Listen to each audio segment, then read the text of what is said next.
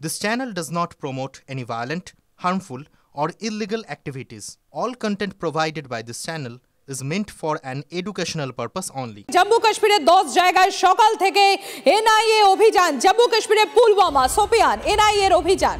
আমরা এই নিয়ে আরো বিস্তারিত জানবো, আমরা কথা বলবো। সায়ন্ত রয়েছেন আমাদের সঙ্গে। সায়ন্ত, এই যে 10 জায়গায় এনআইএ এর অভিযান চলছে, কি দিল্লি ব্লাস্টের সঙ্গে কোনোভাবে রিলেটেড?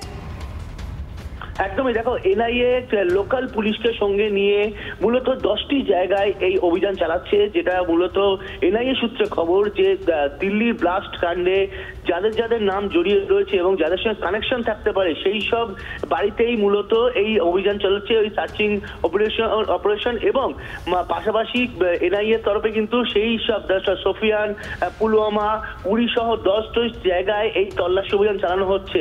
এনআইএ সূত্রে খবর এই জায়গাগুলো উমার এবং মুজাম্মিলের সঙ্গে যোগসূত্র থাকতে পারে এমন বেশ কয়েকজন নাম তারা পেয়েছে।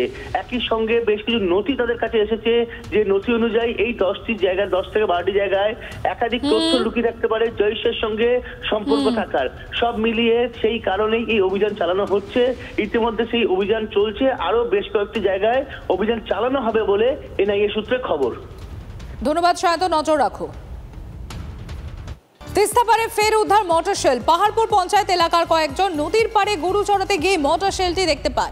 খবর দেওয়া হয় স্থানীয় থানায়। পুলিশ পরিস্থিতি দেখে খবর দেয় সেনায়। স্থানীয়দের দাবি, 23 সালের বন্যায় সেকেম থেকে প্রচুর অস্ত্র ভেসে এসেছিল, এই মোটরও তেমনই হতে পারে। আর সেনা কর্তারা এসে মোটর নিষ্ক্রিয় করবেন। আপাতত ঘিরে রাখা হয়েছে গোটা এলাকা। এইখানে সকালবেলা একটা লোক গরু নিয়ে গেছে নদীতে আর কি, উনি একটা বোমের মতো জিনিস দেখতে পায়, সেই জিনিসটাকে নিয়ে মোটামুটি আমরা সবাই আতঙ্ক আছি। এটা হয়তো বোমও হইতে পারে। আগের বার তো বন্যা হয়েছিল, এইবার না তার 2022-23-এ, হ্যাঁ, তখন ওই আর্মি একটা ক্যাম্প ওইখানে বলে সিকিমের ওদিকে নাকি পুরো ভেঙে গেছে। ভেঙে যাওয়ার পরে ওদের জিনিসপত্র আসছে আর কি, এই তিস্তা হ্যাঁ পাওয়া গেছিল আর কি। হাওড়ার বালিতে 3 দিন পার হয়ে গিয়েছে তৃণমূলের যে পঞ্চায়েত প্রধানকে গুলির ঘটনা, সেই ঘটনা এখনো পর্যন্ত অধরা মূল অভিযুক্ত বাসু চৌধুরী। আমরা এই নিয়ে আরো বিস্তারিত জানবো, আমরা কথা বলবো।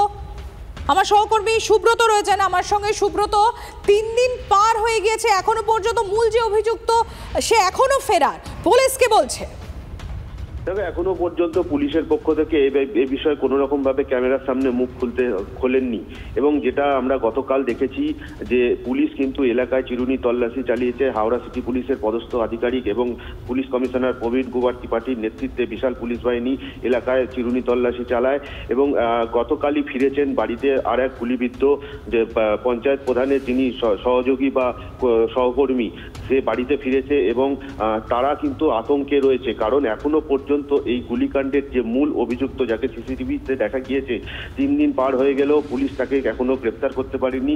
তার চোখে মুখে এবং তার পরিবারের চোখে মুখে আতঙ্কের ছাপ রয়েছে, কারণ তারা আশঙ্কা করছেন যে কোনো মুহূর্তে তাদের ওপর আক্রমণ আবার হতে পারে।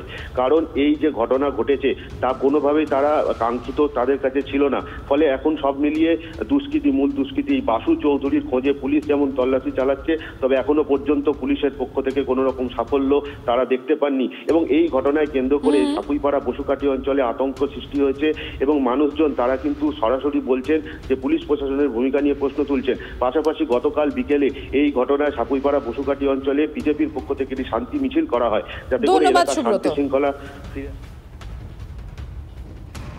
তো মৃত্যুকে একদম সামনে থেকে দেখেছেন, কি অনুভবটা করেছে, কি অনুভূতি সেই সময় ছিল, মানে কেন এই ঘটনা ঘটলো? এটা কেন গুলি চালালো আমি বলতে পারছি না।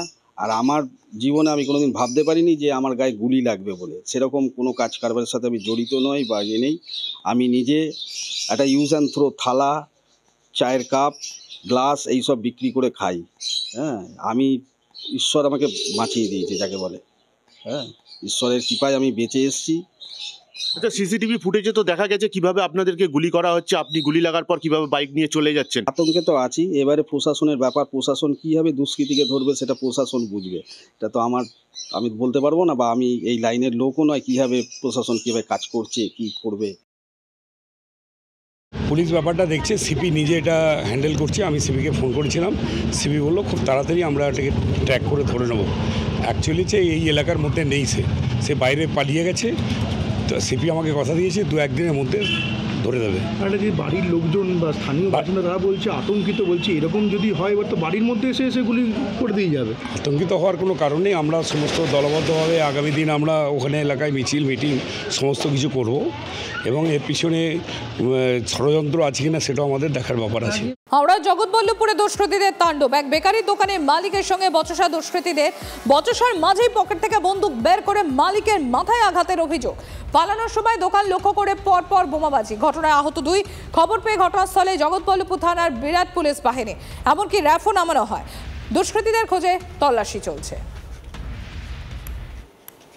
আমরা হঠাৎ পার্টির ভিতরে বসে আছি, ওদিক থেকে দেখি বোম্বার স্টার্ট। বলার ছেলে, দুটো ছেলে আর বলাই, আর এবং 50 জন মতো বাইরের লোক এনেছে। 26-27টা মতো বোম চার্জ হয়েছে। আমাদের 5-6 জন ইনজুরি হয়েছে।